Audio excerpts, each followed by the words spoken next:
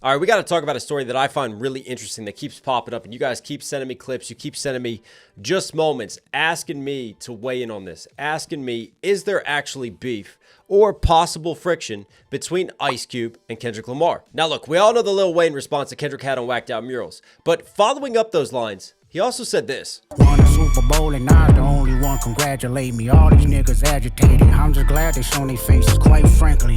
Plenty artists, but they outdated. Old ass flows trying to convince me that you they favorite. Old ass flows trying to convince me that you're their favorite. Now, if you look at that in context to the bars, Nas the only one to congratulate me, it really feels like obviously Kendrick is upset. He's expressing his frustration on wax about who is congratulating him.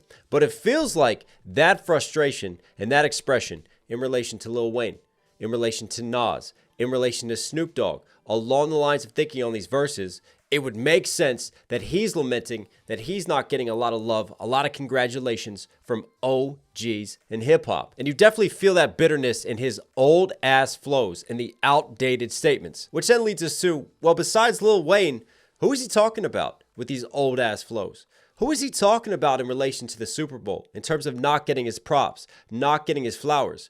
Who would upset Kendrick Lamar by not giving him congratulations? So there's our setup. Now let's jump into an interview that DJ Who Kid did on his podcast with Ice Cube, talking specifically about Kendrick Lamar and about the Super Bowl. Kendrick is doing Super Bowl. You stated in the interview that you wouldn't want to be like a guest. You would want to do it on your own. But if Kendrick wanted you to come, would you pop out? Pop out. I don't know.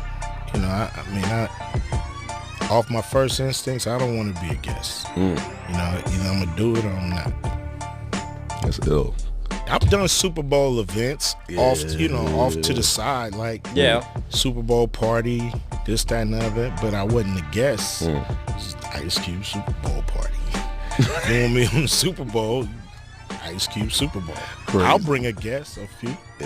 For me, it's that instinctual response, which I think is a tell. It's that just obvious lack of enthusiasm to start with. Now let's take a look at some of these comments and how people are reading into Cube's response to all this. Only Nas congratulated type of energy. That's ego. I'm a real big Cube fan too, but his reasoning is all ego-based. I mean, he did just drop a song about his ego, talking also about Kendrick Lamar on that. Old ass flows trying to convince me that you they favorite. Here's the whacked out mural quotes flying left and right throughout the comments. This is why Kendrick stepped on his album release. And I remember speaking about this in my Whacked Out Murals breakdown. I do think that the timing of GNX is very interesting, whatever you want to say, because at the end of the day, it's not like we have a ton of examples of Ice Cube hating on Kendrick, of Kendrick having issues with Ice Cube. No, if anything, Ice Cube has always given love, shown respect to Kendrick. Kendrick has always returned that love, returned that energy. But sometimes actions speak louder than words. And for me, you have an example of an artist who's going to release an album. That album was pre-announced. It has a set release date. I'm talking about Man Down. Now look, scheduling conflicts happen. I get it. But you mean to tell me that an iconic West Coast artist like Ice Cube, that nobody in Kendrick's camp is going to be aware when Kendrick drops that he's dropping on the same day as Ice Cube? And it's not like Kendrick pre-announced. He surprise dropped his album on the exact same day. And whether it was intentional or not, you can't deny that surprise dropping on the same day as another artist isn't stepping on their toes, especially when it comes to Kendrick Lamar, because that album is going to be so anticipated. That album is going to get so much attention coming out of the Drake beef, and Kendrick knows that obviously it's going to cast shade and it's going to take away from Ice Cube's release in relation to West Coast hip hop. And I don't want to get this twisted because I think this is a very nuanced conversation. And to balance this out, let's go look at a recent interview that Ice Cube did talking about Kendrick. And another person who, you know, you mentioned, you referenced Kendrick on the song. I was Kendrick before Kendrick, rock and roll Hall of Famer like Jimi Hendrix. But seeing how he's been able to do the same thing where he's, you know. And Cube came out in an interview, said that he wasn't distant, said that it was homage. So we'll just put that there. Played within the system to a degree, but he's been himself. He hasn't conformed his art. He's made sure to remain true to himself. And he's, you know, Snoop was talking about how Kendrick took the crown, or took the throne, right? It wasn't like anyone really passing the torch. They gave it, but he came and took the torch. So what's it been like? And he's referring right there, Jeremy, is to that show where Snoop came out, Corrupt came out, Game came out and they passed the West Coast torch symbolically on to Kendrick. And what I think is interesting is you want to talk about like OGs who might not be congratulating Kendrick and from the West Coast, how Kendrick can feel slighted. Well, Game was there. Game passed the torch. Game's even been on tracks with Kendrick Lamar. Kendrick Lamar has shown Game love before. And then for whatever reason, obviously when the Drake beef happens, Game's running around sharing Drake lyrics, quoting Energy. You could see which side that he was taking. So if you want to talk about West Coast OGs moving weirdly for Kendrick and upsetting him, I could definitely see that being references to Game within Whacked Out Murals. But there's still this Ice Cube there. We're not going to let this go just yet. Let's keep it running. To see his rise from that moment where he, quote unquote, took the throne of the West Coast and took it to the world. I mean, it gives, original artists hope, artists that won't conform, but want to get a message out, want to get their music out in the way they see it. So to see him win, to see him have such a big year, and see him, jump into the battles, that's another way you can solidify yourself out here is, step up to the challenge of the battles that ensue. It's the, essence of the art. Most of us came up battle rapping people at school and shit, and quads and, hallways. Yeah, and honing our skills against other MCs. That's, it's like sparring to a fighter. So when you see guys get into the big arena and actually fight for real, lyrically, it gets the juices going of the culture, because everybody love to see a heavyweight fight. And that's what we're witnessing right now with the Joey Badass response. And then obviously Ray Vaughn responding. Daylight responding, right? It's sharpening pens right now. It's sharpening minds. So to see him step up, battle multiple people with multiple songs, it was something that we had never seen before, It was pretty, it was like fucking Bruce Lee in Game of Death. I don't know if y'all seen that. Just going up, whooping ass all the way up the tower. Love that reference. He at the top of the tower. Everybody ass kicked under him, what I'm saying? And then he still hasn't said a word. That's what it was like. It was a beautiful sight to see. I loved. It was a beautiful sight to see. Now look, there's going to be people that are going to look at this interview and they'll go, well, there's a lack of enthusiasm when Ice Cube is talking about Kendrick. But if you look at previous Cube interviews, he always keeps it cool. And the other thing about Cube is, like, you never know kind of what he's going to say or what his opinion is going to be on a situation. He likes to stand out. He likes to be a maverick in a lot of ways.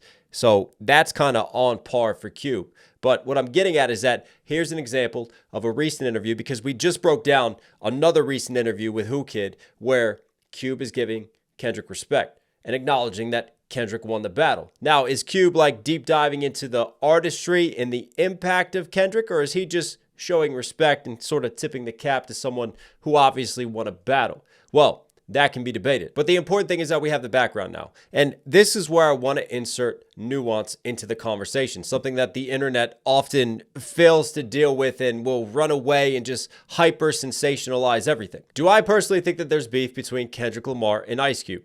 No, I don't. For everything that Kendrick in this album stands for, this celebration of the West Coast, of West Coast sounds, right? Taking cuts, taking samples from the Bay, shouting out LA, just combining the rich hip-hop cultures of the West Coast and infusing them into this album. Everything that Kendrick is making a point about right now in celebrating the West. It doesn't make sense for Kendrick to actively go after a legend in that space, a legend who has influenced him, a legend who he has shouted out many times before. But that still doesn't mean that Kendrick can't be disappointed in some of the things that Ice Cube does. Much in the same way that maybe I have a disagreement with my brother at Thanksgiving dinner and I'm disappointed in something that he does. It doesn't mean I don't love my brother. It doesn't mean that I don't look out for him. I feel like there's always going to be that mutual respect between Kendrick and Ice Cube. And it doesn't just go Kendrick's way. I do genuinely feel like Ice Cube respects Kendrick Lamar, the artistry that he brings, and what he represents and how important he is for the West Coast. You wouldn't call yourself and relate yourself to Kendrick on a track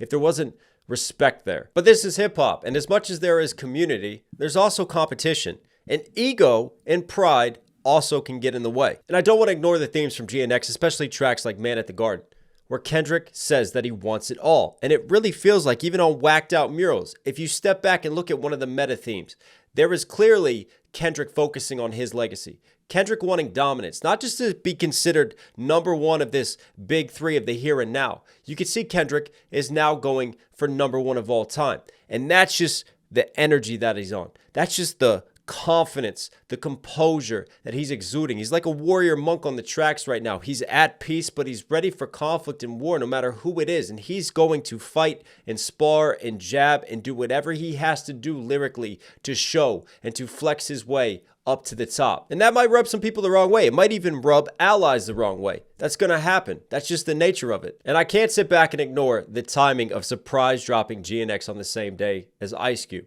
It doesn't feel like a diss to Ice Cube, but what it does feel like it could be behind the scenes is a little bit of a power move. And I can't help but wonder how Kendrick felt when first hearing the lines from Ice Cube, "I was Kendrick before Kendrick." Because think about the spirit of competition. Think about the time and energy that Kendrick is on.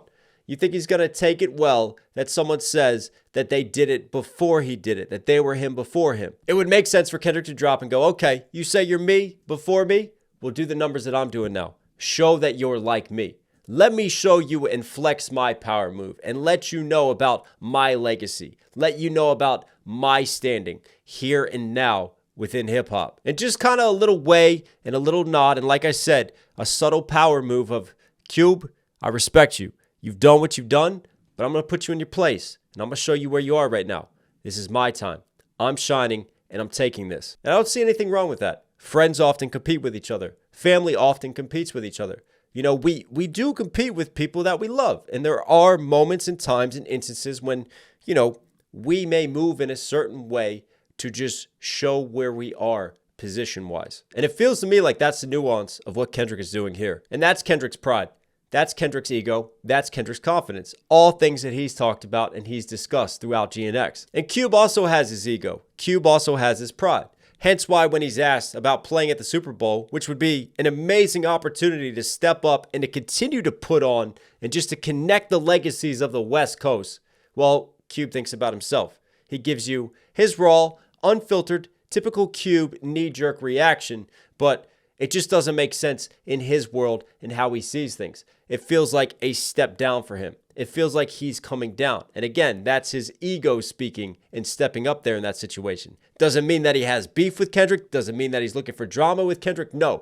For Cube, he just doesn't see it from that perspective, from that world. But what do you guys think? Do you think that Cube is low-key hating? Do you think that there's a little bit of friction and something more there? Do you think it could bubble over? Comment down below. Let me know your thoughts. Let me know your opinions on this. But yeah, I thought it was an interesting story I wanted to weigh in on and give it a little bit more coverage. But as always, thanks for being here, guys. Don't forget to cop your hats. Don't forget to cop your hoodies. knoxhillmusic.com. Support the brand. Get it out there. It really, really does go a long way. Rep the merch. Rep the channel. It all helps. All right, guys, I love you. Stay safe. Stay positive. Take care of these. Take care of these. I'll catch you again.